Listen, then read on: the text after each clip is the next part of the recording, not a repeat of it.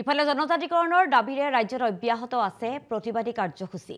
নগাঁৱৰ চাপা নলাত জোৰ সমদল কাৰ্যসূচী। স্বায়ত্ব শাসন জনজাতিকৰণৰ দাবীৰে জোৰ সমদল বাহিৰ কৰা পৰিলক্ষিত হৈছে। টাই আহোম ছাত্ৰ পৰিষদৰ উদ্যোগত এই সমদল বাহিৰ কৰা হয়। কেইবা শতাধিক লোকৰ প্ৰতিবাদেৰে কঁপি উঠিল ৰাজ্যৰ ৰাজপথ। আমি দৃশ্যাংশ দেখুৱাইছো নিশাৰ ভাগত এনেধৰণে টাই আহোম জনগোষ্ঠীসকলে প্ৰতিবাদী কাৰ্যসূচী ৰূপায়ণ কৰা পৰিলক্ষিত হৈছে আৰু জনজাতিকৰণৰ দাবীৰে এনেধৰণে জোৰ সমদল বাহিৰ কৰিছে সহস্ৰাধিক লোকে।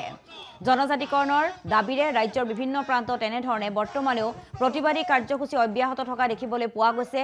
কি উজনি কি নামনি সৰ্বত্ৰে এতিয়া জনজাতিকৰণৰ দাবীৰে ৰাজপথ উত্তাল কৰি তোলা পৰিলক্ষিত হৈছে আৰু দৃশ্যাংশ আমি দেখুৱাইছো নগাঁৱৰ চাপানলাৰ পৰা। নগাঁও চাপানলাত জোৰ সমদল কাৰ্যসূচী ৰূপায়ণ কৰিছে।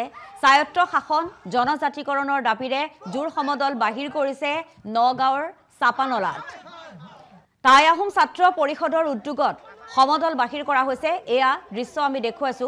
সকলো এনেধৰণে ওলাই আহিছে।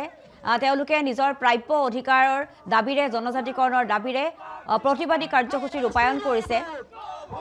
অন্যথা অনাগত সময়ত বা যেহেতু নিৰ্বাচন সমাগত নিৰ্বাচনত তেওঁলোকে পূৰ্বে যদি এই তেওঁলোকৰ দাবী পূৰণ নহয় তেনেহলে জংগী আন্দোলনৰ হুংকাৰ প্ৰদান কৰাও পৰিলক্ষিত হৈছে।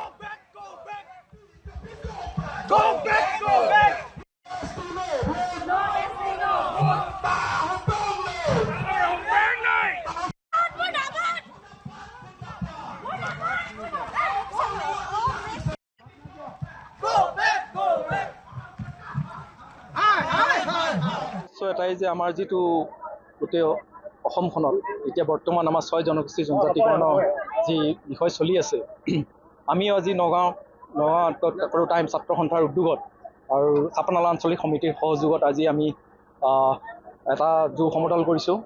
আমাৰ দাবীটো হৈছে যে 6 জনগোষ্ঠীক জনজাতিকৰণ কৰা আৰু স্বায়ত্ব শাসন যিটো স্বায়ত্ব পৰিষদ আমাৰ দাবী কৰাটো আৰু যিটো আমাৰ যিটো জনজাতিকৰণ যিটো আমাৰ দাবী, এই দাবীটো আমাৰ দীৰ্ঘদিনীয়া আৰু এইটো আমাৰ এইটো প্ৰাপ্যটো আমাক দিব লাগিব চৰকাৰে, অন্যথা কিন্তু ইয়াৰ পৰিস্থিতি কিন্তু ভয়াৱহ হ'ব।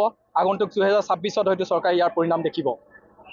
আৰু এইটো আমি কি বিচাৰিছোঁ যে আমি অসমীয়াৰ স্বাৰ্থত, অসমীয়া থলগিৰি অসমৰ স্বাৰ্থত এই অসমখন ৰক্ষা পৰক, এই ৰক্ষা পৰক বুলিয়ে আমি এইটো জনজাতিকৰণৰ আমি দাবী উপস্থাপন কৰিছোঁ। আৰু আমি এইটো বিচৰা নাই যে যিখিনি ইয়াত আমাৰ ভাই বন্ধুসকল যিখিনি আমাৰ জ্ঞাতি আছে, বড়ো, কোচ, কছাৰী, যিখিনি আমাৰ কছাৰী, মিচিং, কাৰ্বি, এইখিনি আমাৰ যিখিনি জ্ঞাতি আছে, আমি তেখেতসকলৰ লগত আমাৰ কোনো যুদ্ধ নাই। তেখেতসকল আমাৰ জ্ঞাতি, আমি তেখেতসকলৰ পৰা আমি প্ৰাপ্য আমাৰ তেখেতসকলৰ পৰা আমি বিচৰা নাই আৰু তেখেতসকলৰ অধিকাৰো আমি খৰ্ব কৰিব বিচৰা নাই। আমি বিচাৰিছোঁ যে আমাৰ অধিকাৰখিনি আমাক দিয়ক। তেখেতসকলৰ যি অধিকাৰ আজি তেওঁলোকে সাব্যস্ত পাই আছে, যিখিনি লৈ আছে, সেইখিনি তেখেতসকলক তেনেকৈ থাকক। আমি তেখেতসকলক কৰ্তন কৰি পেলাই আমাৰ অধিকাৰ আমি বিচাৰিব বিচৰা নাই আৰু এইটো আমি কৰিব নোৱাৰোঁ। কিয়? যিহেতু আমাৰ তেখেতলোক জ্ঞাতি কুটুম আৰু জ্ঞাতিৰ পৰা আমি কেতিয়াও সেইটো আমি সেই তেনেধৰণৰ আমি কোনো কাম কৰিব নিবিচাৰোঁ যিটো দি তেওঁলোকৰ যিটো মনত আঘাত পৰক, সেই কথাটো আমি স্পষ্ট কৰি দিছোঁ এতিয়াই।